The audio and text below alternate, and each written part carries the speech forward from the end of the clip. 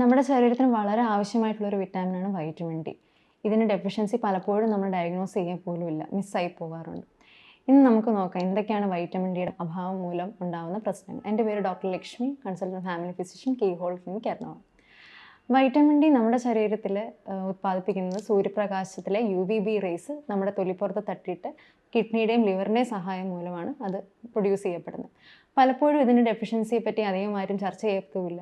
അത് ഡെഫിഷ്യൻസി കണ്ടുപിടിക്കാനും കുറേ വൈകാറുണ്ട്.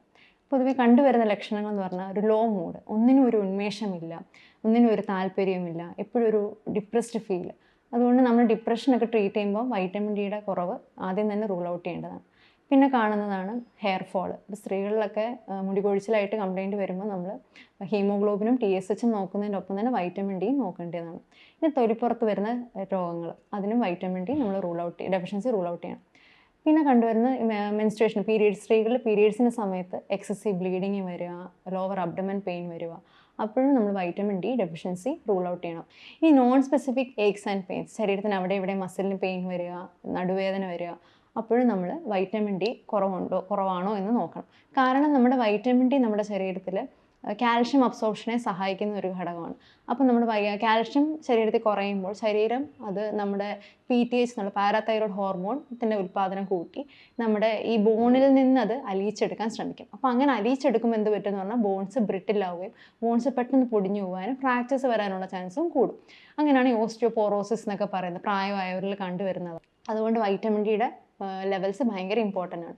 ഇതേപോലെ തന്നെ കുഞ്ഞുങ്ങളിലെ ബ്രെയിൻ ഡെവലപ്മെൻറ്റ്, അവരുടെ എല്ലിൻ്റെ വളർച്ചയൊക്കെ പ്രോപ്പറായിട്ട് വരണമെങ്കിൽ വൈറ്റമിൻ ഡി നോർമൽ ലെവലായിരിക്കണം. അതിൻ്റെ ഒരു ഡെഫിഷ്യൻസി കൊണ്ട് വരുന്നതാണ് റിക്കറ്റ്സ് എന്നുള്ള കുട്ടികളിൽ കണ്ടുവരുന്ന ഒരു അസുഖമാണ്. വൈറ്റമിൻ ഡിയുടെ ലെവൽ പ്രോപ്പർ ആണെങ്കിൽ അത് നമ്മുടെ സെൽ ഗ്രോത്തിനെ റെഗുലേറ്റ് ചെയ്യും. അതായത് എക്സസീവ് സെൽ ഡിവിഷൻ, അത് ക്യാൻസർ പോലത്തെ രോഗങ്ങളിൽ നമ്മൾ എക്സസീവ് സെൽ ഡിവിഷനാണ് വരുന്നത്. അങ്ങനത്തെ സിറ്റുവേഷൻസൊക്കെ ഏറെക്കുറെ വൈറ്റമിൻ ഡി ലെവൽസ് പ്രോപ്പർ ആണെങ്കിൽ നമുക്ക് കൺട്രോൾ ചെയ്യാൻ പറ്റും. ഇനി വൈറ്റമിൻ ഡി ഡെഫിഷ്യൻസി ആരിലാണ് കൂടുതലായി കണ്ടുവരുന്നത്?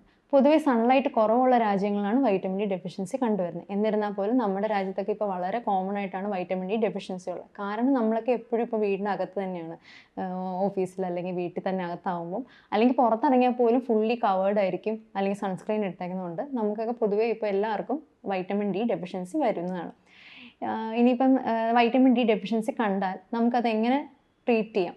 അതിന് നമ്മളിപ്പം സൂര്യപ്രകാശത്തിൽ നിന്നാണ് നമുക്ക് മെയിനായിട്ട് വൈറ്റമിൻ ഡിയുടെ സോഴ്സ് എന്ന് പറഞ്ഞാൽ പോലും അതിൻ്റെ അകത്ത് സൂര്യരശ്മികളിനകത്ത് UVB റേസും UVA റേസും ഉണ്ട്. അപ്പോൾ UVB റേസാണ് നമ്മുടെ വൈറ്റമിൻ ഡി പ്രൊഡക്ഷന് സഹായിക്കുന്നത്. അപ്പോൾ അതിനൊപ്പം തന്നെ UVA റേസ് ആണെങ്കിൽ ക്യാൻസർ പോലത്തെ രോഗങ്ങളും നമ്മുടെ സ്കിന്നിന് ഡാമേജും വരുന്ന രശ്മികളാണ്. അതുകൊണ്ട് വൈറ്റമിൻ ഡി കിട്ടാൻ നമ്മൾ രാവിലെ 10 മണി തൊട്ട് 2 മണിയുള്ള സമയമാണ് ഏറ്റവും ഐഡിയൽ ആയിട്ടുള്ളത്. പക്ഷേ അതിന് നമ്മൾ അധികം എക്സ്പോഷർ വന്നു കഴിഞ്ഞാൽ UVA റേസും കൂടുതൽ വരുന്നുണ്ട്. അത് നമുക്ക് ഒരു ഡെഫിഷ്യൻസി സ്റ്റേറ്റിൽ അതൊരു ട്രീറ്റ്മെൻ്റ് ആയിട്ട് പറയാൻ പറ്റത്തില്ല. പിന്നെ ഉള്ളതെന്ന് പറഞ്ഞു കഴിഞ്ഞാൽ നമ്മളിപ്പോൾ ഫുഡ് ഐറ്റംസിലാണെങ്കിൽ മഷ്റൂമിലുണ്ട്, അതുപോലെ fortified milk, vitamin D include ചെയ്ത മിൽക്ക് ഇപ്പം അവൈലബിൾ ആണ്. അതേപോലെ മീൻ ഗുളിക, ഇതൊക്കെ നമുക്ക് എടുക്കാവുന്നതാണ്. പക്ഷേ എന്നാലും ഒരു ഡെഫിഷ്യൻസി സ്റ്റേറ്റ് വന്നു കഴിഞ്ഞാൽ നമ്മൾ അതിന് സപ്ലിമെൻ്റ് ആയിട്ട് ഒരു ഡോക്ടറിനെ കാണിച്ചിട്ട് കറക്റ്റ് ഡോസിൽ തന്നെ അതിൻ്റെ ട്രീറ്റ്മെൻറ്റ് എടുക്കേണ്ടതാണ്. Recommend daily allowance for a day പറയുന്നത് 400 to 600 ഇൻ്റർനാഷണൽ യൂണിറ്റ്സ് ആണ്. പ്രായമായവരിൽ മോർ ദാൻ 800 ഇൻ്റർനാഷണൽ യൂണിറ്റ്സും ആണ് പറയുന്നത്. ഈ വൈറ്റമിൻ ഡി ഡെഫിഷ്യൻസി ഡോക്യുമെൻ്റ് ആണ്. ഇപ്പം നിങ്ങൾക്ക് ഞാൻ ഓൾറെഡി പറഞ്ഞ പോലത്തെ സിംറ്റംസ്, ബുദ്ധിമുട്ട് എന്തെങ്കിലും ഉണ്ടെങ്കിൽ വൈറ്റമിൻ ഡി ചെക്ക് ചെയ്യുക. അപ്പോൾ അത് ചെക്ക് ചെയ്തിട്ട് ഒരു ഡെഫിഷ്യൻസി സ്റ്റേറ്റ് അല്ലെങ്കിൽ ഒരു ഇൻസഫിഷ്യൻസി സ്റ്റേറ്റ് ആണെങ്കിൽ ഒരു ഫിസിഷ്യനെ കാണിച്ചിട്ട് നിർദ്ദേശപ്രകാരമുള്ള ഡോസ് തന്നെയാണ് എടുക്കേണ്ടത്. അതിപ്പോൾ നമ്മൾ അധികം വൈറ്റമിൻ ഡി എടുത്താലും ഒരു ടോക്സിറ്റി സ്റ്റേറ്റിലോട്ട് പോകുന്നത് കൊണ്ട് ഒരു ഡോക്ടറിനെ കാണിച്ചിട്ട് അവർ പറയുന്ന ഡോസിൽ തന്നെയാണ് നമ്മൾ വൈറ്റമിൻ ഡിയുടെ കറക്ഷൻ ചെയ്യേണ്ടത്. അപ്പോൾ വൈറ്റമിൻ ഡിയെ പറ്റി പറഞ്ഞതെല്ലാം എല്ലാവർക്കും മനസ്സിലായെന്ന് പ്രതീക്ഷിക്കുന്നു.